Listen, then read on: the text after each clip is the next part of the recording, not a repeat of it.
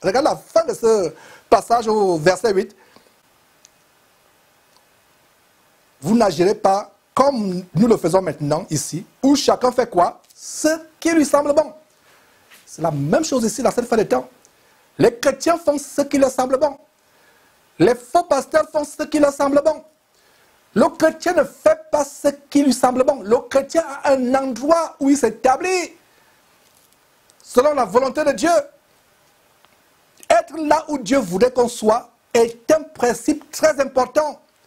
Car beaucoup de chrétiens ne réalisent pas que non seulement Dieu a sa volonté pour nous, en ce qui concerne notre sanctification par exemple, mais il a aussi sa volonté en ce qui concerne le lieu où nous devons nous assembler.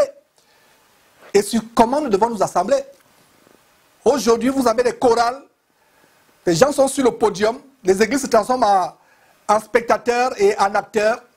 Le pasteur devient un acteur, la chorale devient un acteur avec des acteurs et des actrices.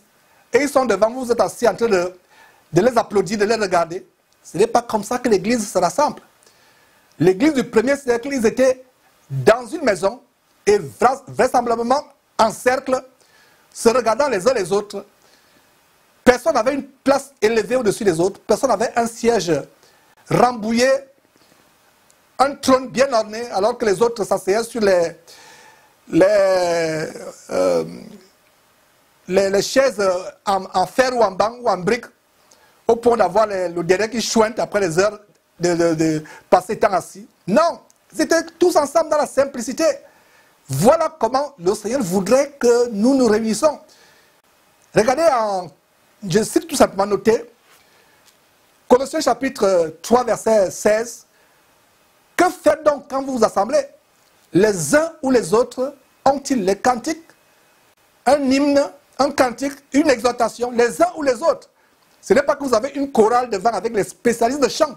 Quelle abomination! Et il y a dans la semaine, j'ai partagé un livre merveilleux, Franck Viola, l'église paganisée, qui nous montre l'origine des abominations que nous avons aujourd'hui dans les églises, telles que le col pastoral. Il y a les cols pastoraux, le col Mao, les habits de pasteur, les vêtements de pasteur, les vêtements sacerdotaux. Jésus n'avait pas de vêtements spéciaux. Les pasteurs n'avaient pas de vêtements spéciaux. Au premier siècle, dans le livre des Actes, regardez, quand on vient attraper Jésus, il a fallu que Judas vienne lui faire un baiser. Parce que Jésus, de par sa façon de s'habiller, ne pouvait pas être différent. On ne pouvait pas le différencier de Pierre et autres qui étaient des pécheurs. Il était simple. Aujourd'hui, envoyer la police sur Ivan Kassanou pour attraper Ivan Kassanou. Même si on n'a pas donné la photo d'Ivan Kassanou à la police saura qu'il est Ivan Kassanou. Il est là-bas devant. C'est poumonant. Il y a la parole de piété, fermant les yeux, apparaissant comme un ange. C'est lui qui va prêcher, c'est lui encore une heure de temps qui s'époumonne à vous, à chanter. Des fois même il va encore sur le piano. Homme orchestre. Bien habillé, tirant 4 épingles. Alors que vous avez eu la peine même à avoir le ticket du métro pour vous rendre à son abomination. Le policier saura directement à travers le siège où il s'assoit qui est le chef de cette abomination qu'ils appellent l'église. Mais au temps de Jésus, il n'y avait pas d'habit spécial. Aujourd'hui, regardez l'abomination catholique. Ils ont les soutanes. Ils ont les habits spéciaux. Ça nous rappelle quoi?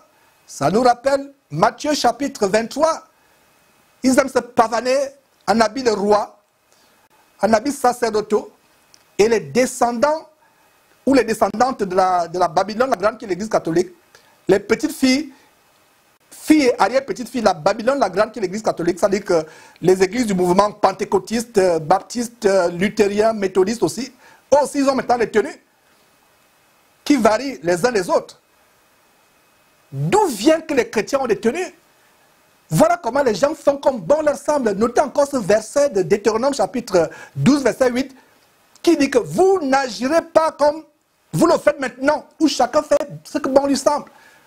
Dieu a établi un modèle dans l'Ancien Testament pour les Israélites, de même pour l'Église, corps de Christ. Dieu a établi un modèle que nous devons respecter. Mes frères, est-ce difficile? N'est-ce pas aussi simple que ça? Dieu a établi un modèle. Pourquoi n'allons-nous pas tout simplement à la Bible? Vous savez pourquoi il y a plusieurs dénominations qui se font la guerre aujourd'hui, qui différencient les uns les autres? Parce que chacun a son interprétation de ce que Christ a enseigné. Chacun veut faire à sa manière. Nous, chez nous, on fait comme cela. Comment on fait chez vous? Nous, on commence à prier comme cela. Vous, comment ça se passe? Non. Allez lire 1 Corinthiens chapitre 14, verset 26 et Colossiens chapitre 3, verset 16. Et vous allez voir ce qui se passe quand les chrétiens se réunissent. Et cela, jusqu'au retour de Jésus-Christ, doit être pareil. Si quelqu'un essaie de changer ce que les apôtres ont établi, inspirés par le Saint-Esprit, il se dirige en enfer. Ne changeons pas. Changeons pas. Donc il y a la volonté de Dieu, non seulement sur le lieu où nous devons nous rassembler, nous chrétiens aujourd'hui, c'est-à-dire l'église de maison, mais il y a aussi la volonté de Dieu de comment ce que nous faisons quand nous nous assemblons. Et il y a deux versets qui établissent cela. Je reprends Colossiens chapitre 3 verset 16 et 1 Corinthiens chapitre 14 verset 26 qui établissent ce que nous faisons quand nous réunissons, comment nous réunissons. Mes frères et sœurs, donc ainsi dans le Nouveau Testament, il y a un endroit bien précis où Dieu voudrait que nous soyons, et c'est les églises de maison, pas dans ces cas de concentration. Regardez, vous allez dans une église pendant 10 ans, tellement il y a une foule, des milliers et milliers de personnes, vous ne savez pas le nom de la personne qui vient toujours s'asseoir à côté de vous et vous êtes là pendant 10 ans. Est-ce que ça une église? Une vraie église. On se connaît, on se soutient. On porte les fardeaux les uns et les autres. Mes frères et sœurs, voilà une église.